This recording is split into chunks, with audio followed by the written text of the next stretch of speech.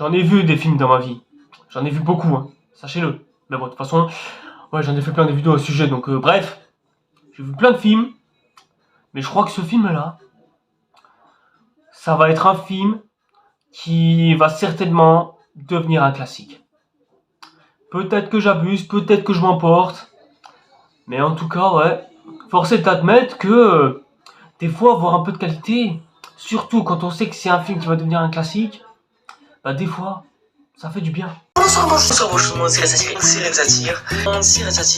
et au monde, c'est Satire. Je lève mon verre. Ah là là là là, pas recommencer. Et alors complètement traumatisé. Je peux pas venir à coup de ouais, mais attends, le film il est beau, mais après qu'est-ce qu'il raconte? Il raconte rien. Et donc bonsoir et bonjour tout le monde, c'est Red Satire. Et aujourd'hui, on se retrouve enfin pour une vidéo qui parlera enfin de quelque chose de positif. C'est quand la dernière fois qu'on a parlé de quelque chose de positif? Mais c'était il y a un mois, Mais bon, je dois admettre que rien que cette année, ouais, on a parlé de beaucoup de mauvais films rien que cette année. Et le pire, c'est que c'est même pas fini. J'ai pas pu parler d'absolument tout. Mais bon, je me suis dit, allez, j'en peux plus. J'ai autre chose à voir. Faites-moi proposer quelque chose de qualitatif, rien que qui est sorti cette année, s'il vous plaît. Et cet après-film, cette fois-ci, sera consacré à Babylone. Voilà, j'aurais très bien pu parler de d'autres films un peu plus qualitatifs, hein, genre Across the Spider-Verse ou une connerie du genre. Mais je me suis dit, Babylone, il y a des gens qui en parlent, il y a même plein de gens qui vont dire que c'est un classique, dont Stephen King lui-même. Mais voilà, j'avais juste envie de le voir de mes propres yeux. Le film est réalisé par Damien Chazelle, un gars qui est pas trop connu puisqu'il a fait La La Land et Whiplash, deux films un peu dans l'ombre, hein, que pas beaucoup de gens citent, mais ceux qui ont un peu de culture connaissent.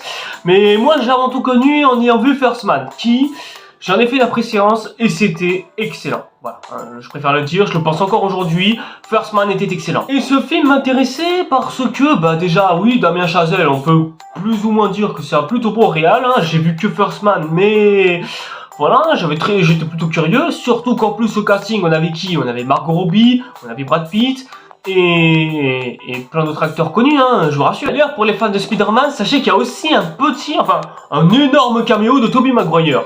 Bon, ok, c'est un gros caméo, mais bon, le gars, il nous a déjà fait la trilogie Spider-Man, donc le gars, il allait pas donner plus non plus. Bon, déjà, typiquement, ça parle de quoi, Babylone? Bah, Babylone, c'est un petit peu le cinéma, mais dans les années 20 et 30. On va précisément suivre cette période-là précise, auquel on va suivre plusieurs personnages, un petit peu chacun de son côté, et on va voir exactement quelle sera leur ascension dans le monde du cinéma. Et est-ce que les acteurs qui sont joués par ces acteurs sont-ils réels?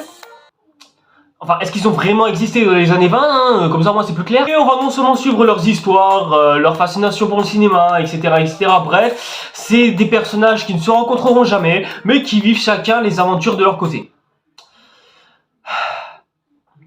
Cette maladie qui a engendré Game of Thrones commence petit à petit à envahir tout le cinéma et la télévision, à savoir dispatcher plusieurs personnages autour de plusieurs intrigues différentes. Oui, cette maladie est absolument partout. Luttons contre.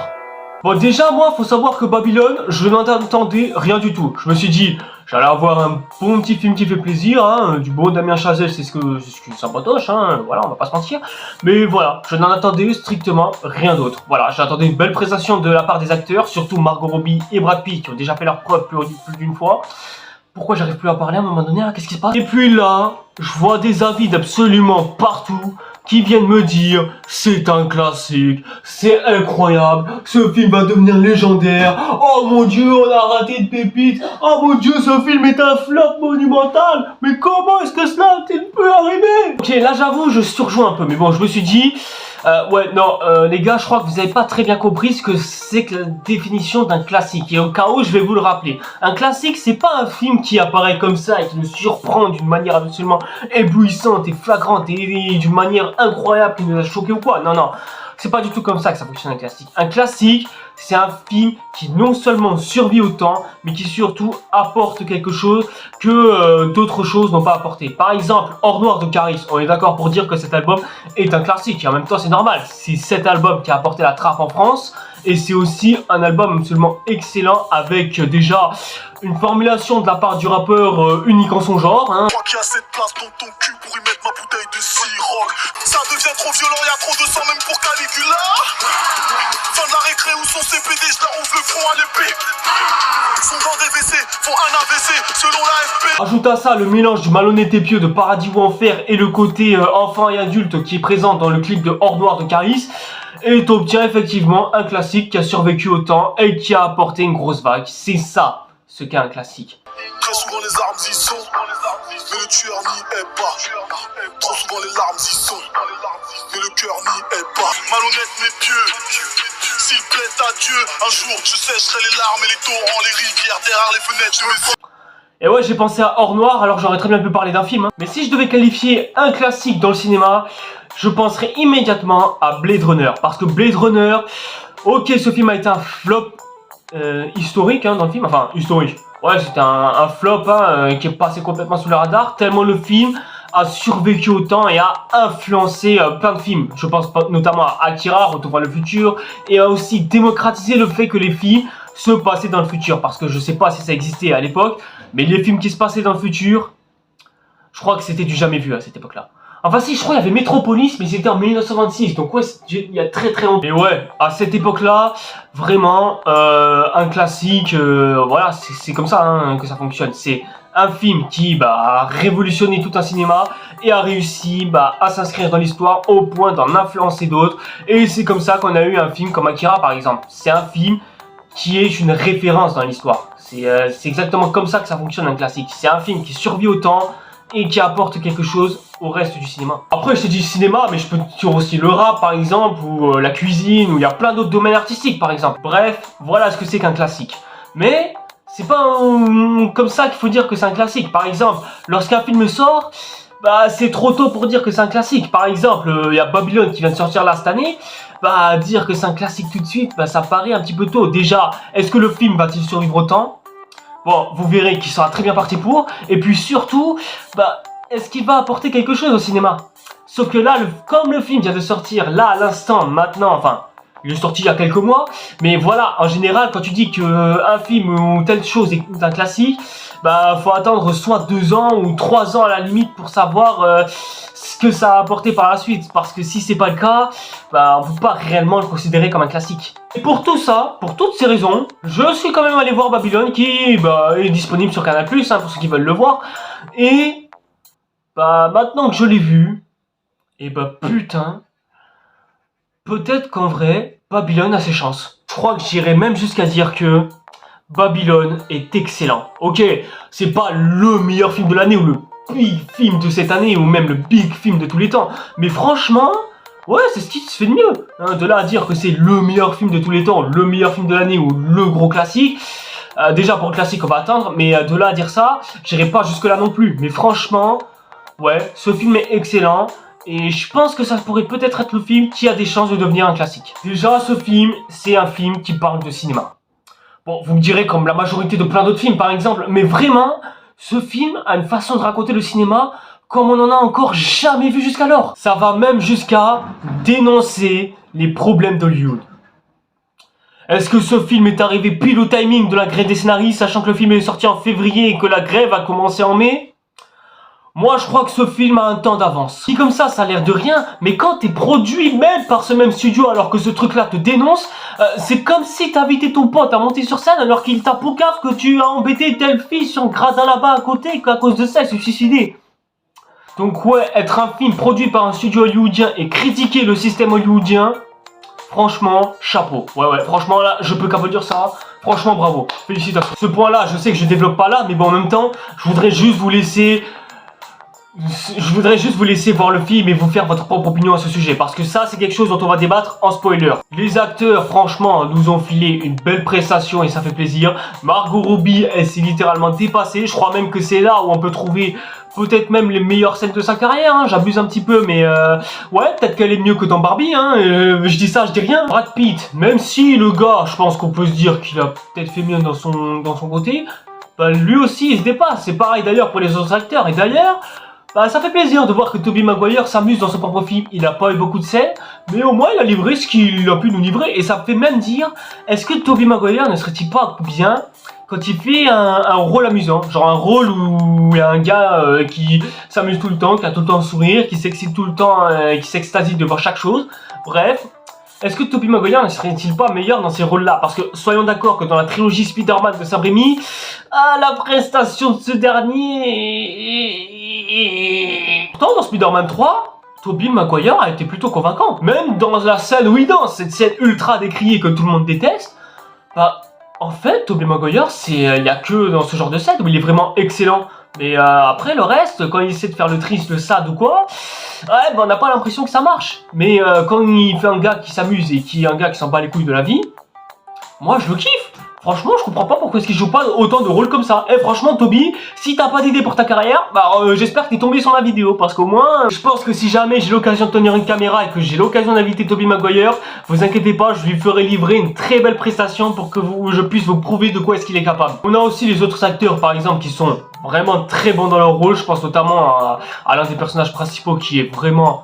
excellent, hein, c'est un plutôt bon personnage, hein, franchement. Ensuite, côté réalisation et musique, parce que oui, je rallie les deux, tout simplement parce que Damien Chazelle, il a un talent, mais absolument incroyable. Le gars, il arrive tellement à mettre son rythme de réalisation aux côtés de la musique, parce que oui, la musique, elle est ultra dynamique, et d'ailleurs, au passage, ça fait du bien d'avoir enfin de la musique qui rend le film au taquet dynamique.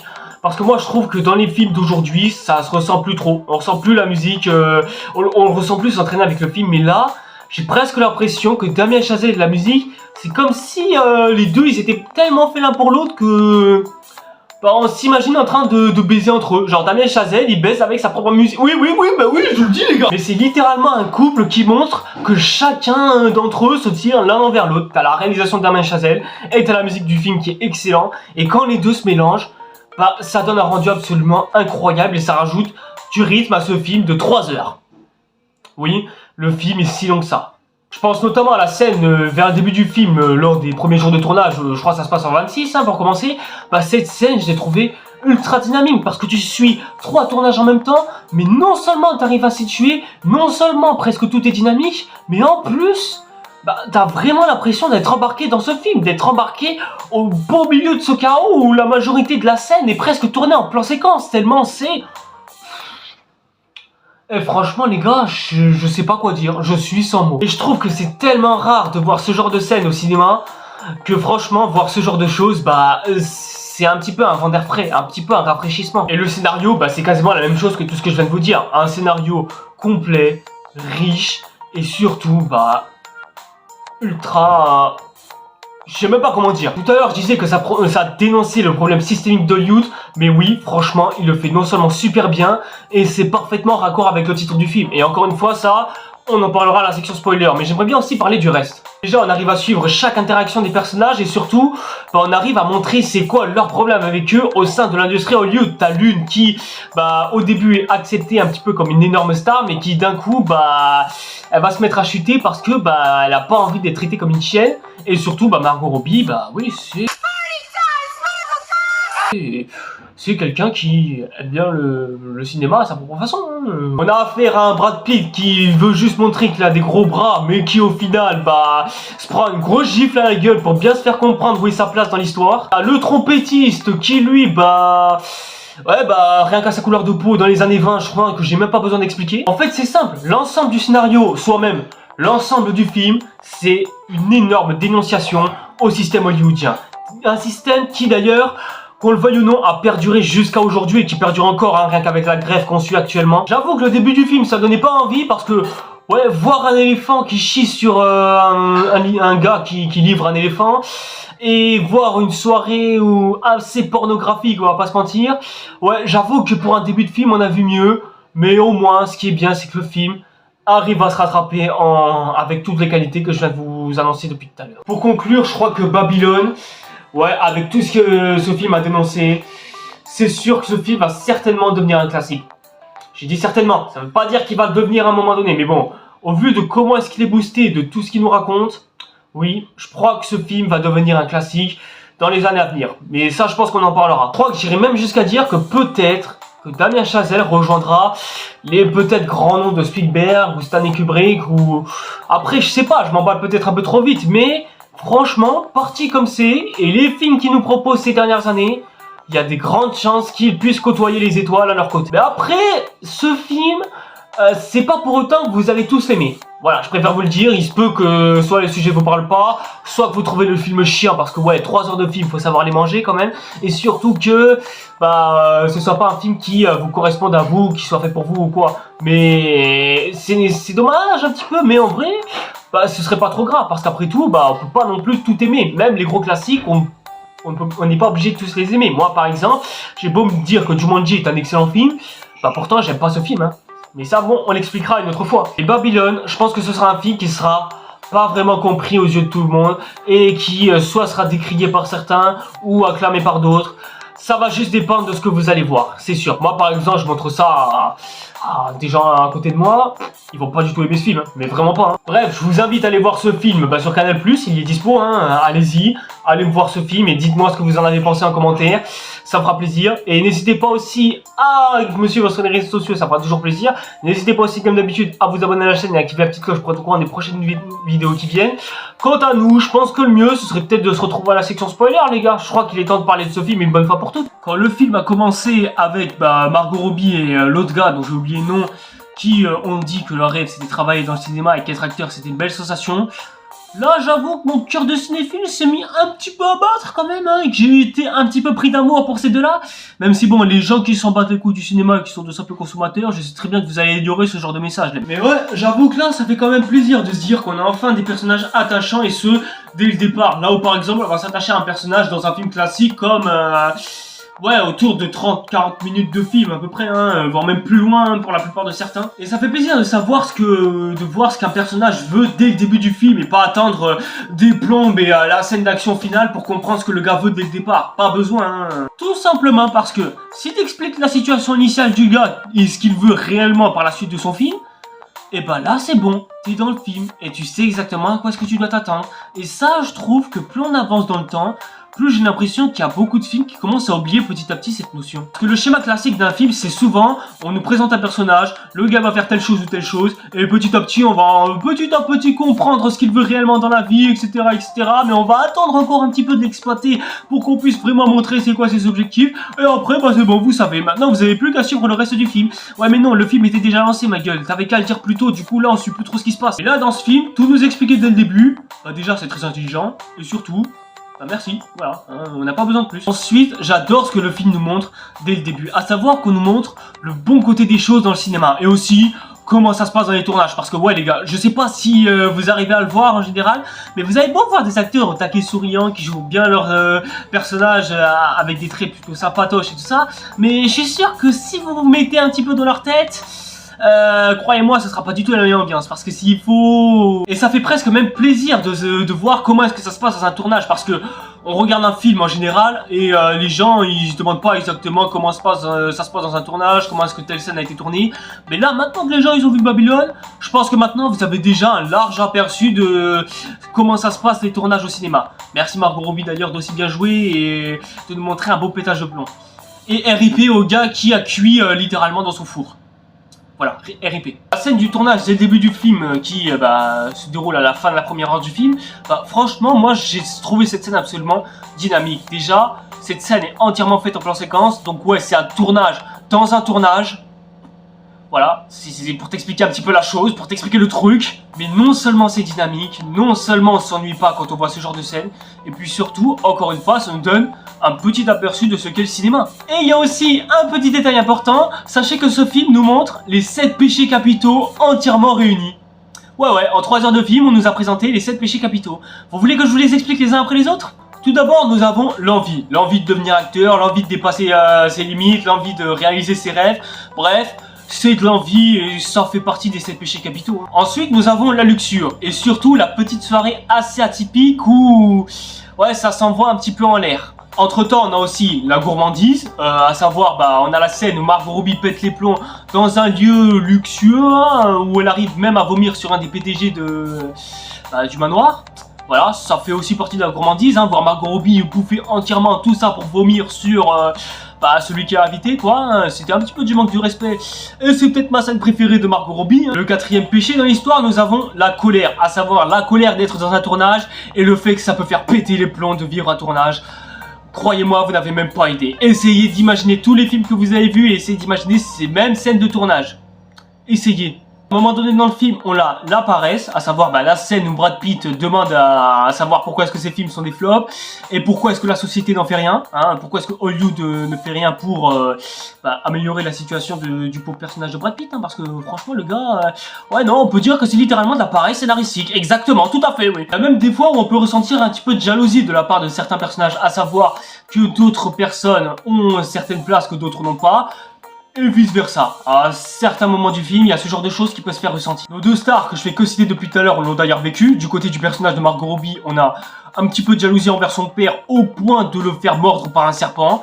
Littéralement, alors que c'est littéralement le karma qui la rattrape, hein. Décidément, elle se tape tous les péchés capitaux, c'est bizarre, hein. Évidemment, comment ne pas citer l'avarice, à savoir que l'avarice, c'est littéralement le péché capital principal de chez Hollywood, même aujourd'hui, à savoir, tout pour l'argent, vouloir absolument tout ce qui est matériel, hein, et absolument tout ce qu'il faut. Il y a même une scène au début du film, du multi-tournage qui se tourne au début, où on a le personnage principal qui va chercher une caméra, tout ça pour un bien matériel, et aussi parce qu'il faut bien finir le tournage, donc du coup, c'est quasiment un besoin matériel, hein. Donc du coup c'est un petit peu d'avarice si on y réfléchit. Et l'orgueil, encore une fois, ça correspond au personnage de Brad Pitt, notamment à la scène dont on va parler.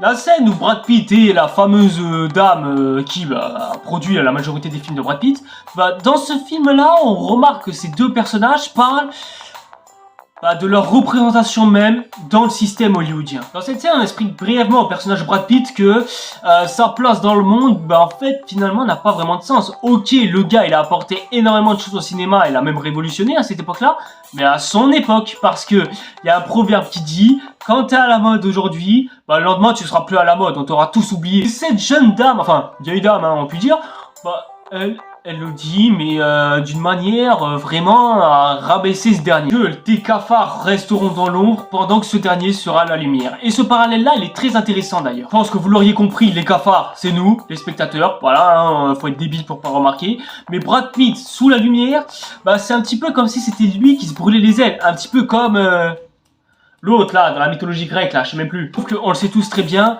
les stars ne sont pas faits pour être éternels. On est tous faits pour s'éteindre à un moment donné. Un jour vous serez plus là, un jour on sera plus là. Même eux ils étaient plus là parce que le film il se passe en 31, donc du coup ils sont plus là les gars. Ça nous fait aussi bien comprendre que au milieu du cinéma, on n'est que de simples insectes. On ne vaut pas vraiment grand chose. Donc au final, si la carrière du personnage de Brad Pitt devait s'arrêter à un moment donné, c'est que le gars il avait plus rien à proposer, plus rien à dire.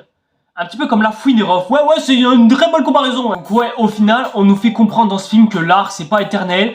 Mais surtout, ça nous montre que c'est principalement ça, le problème principal de Hollywood. C'est que les gars, ils prévoient absolument tout, mais pas sur le long terme, en fait. Ils voient pas les choses de la même façon que nous, on le voit. Hollywood, c'était présenté comme le rêve ou un objectif à atteindre pour tout le monde. Mais au final, quand on voit ce que donnent les producteurs dans la réalité et tous ceux qui travaillent à Hollywood, on se rend compte qu'au final, ce sont que des pantins qui ne font que produire des choses uniquement pour se faire du bif. Et principalement, je dirais que c'est ça le problème de Babylone.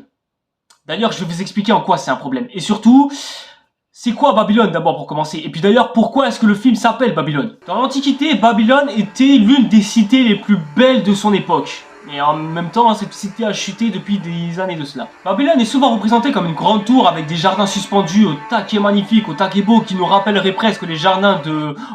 Comment il s'appelle là, le chevalier du poisson dans Saint Seiya? Mais cette cité a souvent été décriée et même quasiment considérée comme étant maudite, car Babylone a souvent été une cité représentée comme étant une cité qui fait du mal à son peuple, à savoir une politique qui exploite son propre peuple uniquement pour se faire son propre profit, quitte à ce que son peuple puisse mourir assoiffé, mourir de faim, bref, un petit peu la représentation des pays pauvres d'aujourd'hui. Après, j'ai souvent associé à des pays pauvres dans cette vidéo, mais on peut aussi l'associer à notre propre pays, par exemple, à savoir une société qui oppresse un minimum nous, le peuple, tout simplement, notamment la discrimination à l'embauche, etc., les violences policières, et bref, plein d'autres problèmes dont c'est même pas le sujet de la vidéo. Et si on devait résumer Babylone en une phrase, ce serait la politique qui abuse de son propre peuple. Et dans ce film, c'est quoi Babylone? Bah Babylone, c'est tout le système hollywoodien et le peuple oppressé par Babylone. Et bah ce sont les stars et ceux qui travaillent pour le cinéma. Réalisateurs, comédiens, prissons, musiciens, etc., etc. Et ça dénonce avant tout plein de choses. Déjà, le fait de laisser des stars crever alors que s'il faut, ils avaient des chances de se démontrer et de prouver ce dont ils étaient capables. Et surtout que les gars, bah ils s'en foutent de savoir si... les acteurs ils vont chuter jusqu'à avoir la mort devant eux parce que ouais bah Babylone ils s'en foutent de savoir ce que le peuple subit. Tout ce qui compte pour eux et le seul intérêt qu'ils ont et qu'ils auront toujours et ce jusqu'à cette année en 2023. Oseille, je suis un fiston exemplaire. Achète un semi-automatique, j'ai des semi-sédentaires. C'est pour ça que je vous dis que ce film il a un temps d'avance parce que bah, c'est exactement le même problème que l'on retrouve dans le système hollywoodien d'aujourd'hui, surtout lors de la grève des scénaristes. Parce que ouais, quand on regarde les salaires absolument miséreux des scénaristes et des acteurs, quand on voit aussi la façon dont les producteurs les traitent, parce que ouais, les remplacer par des intelligences artificielles, surtout Christopher Reeve, et surtout que les gars, les producteurs, je parle, seraient prêts à littéralement laisser tous les acteurs et scénaristes crever de faim et de sommeil s'il faut pour garder juste une partie de la somme qui revient au scénariste, ce qui revaut à 0,01% en termes de moyenne générale pour les plus gros studios. Donc ouais, les studios hollywoodiens, ils sont prêts littéralement à garder 0,01% de leurs revenus mensuels plutôt que de les donner aux acteurs principaux, alors que les producteurs, ils ont des salaires absolument hauts, mais vraiment très hauts, surtout de la part de Warner, à savoir David Zaslav, le fameux gars qui a annulé Bad Girl. Ouais, quand je vous dis que Babylone existe encore aujourd'hui. Putain, je viens de m'intégrer dans la page du salaire de David Zaslav et rien qu'en regardant son salaire, et ben on lui donne encore plus d'argent à ce sale bâtard. Maintenant il va se servir de l'argent qu'on lui donne juste pour qu'il puisse servir à se faire des films de merde pour lui tout seul. Quel enfoiré, je sais pas ce qui a inventé ce site mais c'est un bel enfoiré. En fait, dès que j'en parle là maintenant, je me rends compte qu'en fait Babylone, mais il est déjà devenu un classique. Il influence déjà, putain, c'est incroyable. Ok, le film il se passe 90 ans plus tôt, mais même 90 ans plus tard, on se rend compte que bah, tout ce qui est dit dans le film, au final, ça n'a pas changé grand chose. Au final, le système hollywoodien, bah, il est exactement le même que celui d'aujourd'hui.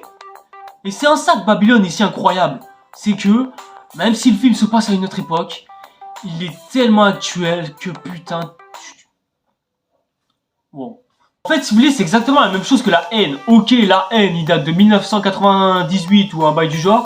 Pourtant, tu remarques que tous les sujets de société dont parle le film sont toujours aussi actuels et n'ont pas l'air d'avoir changé. Hein. J'avoue avoir eu de la peine pour notre personnage de Margot Robbie lorsque j'ai appris sur un journal qu'elle était décédée.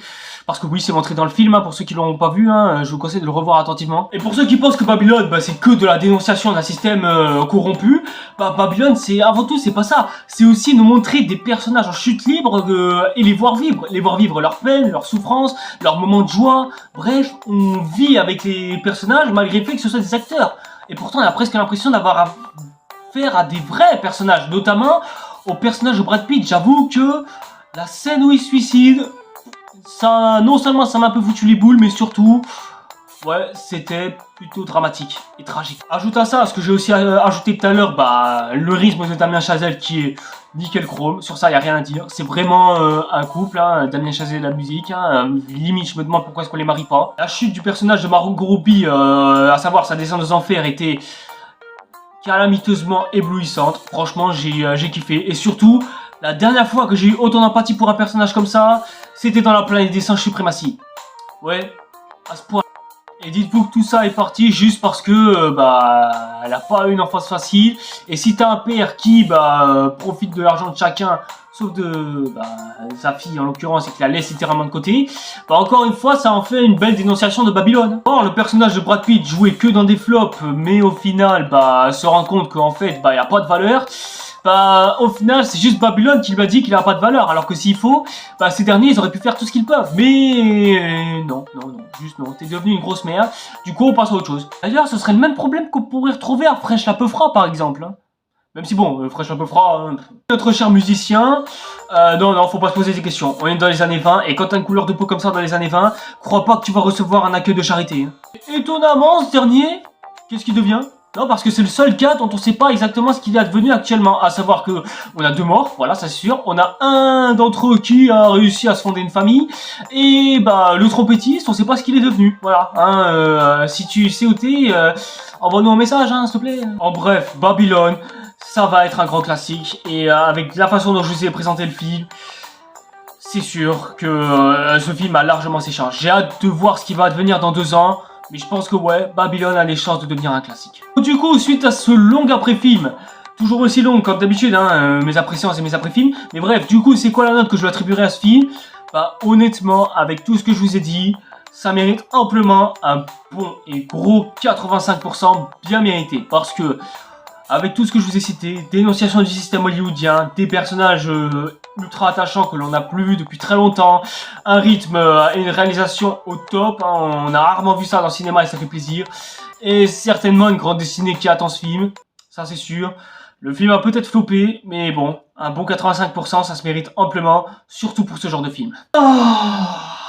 Ça fait du bien quand même de parler un petit peu de qualité, vous ne trouvez pas? Vous voulez qu'on parle d'autres petites qualités en dessous? Non?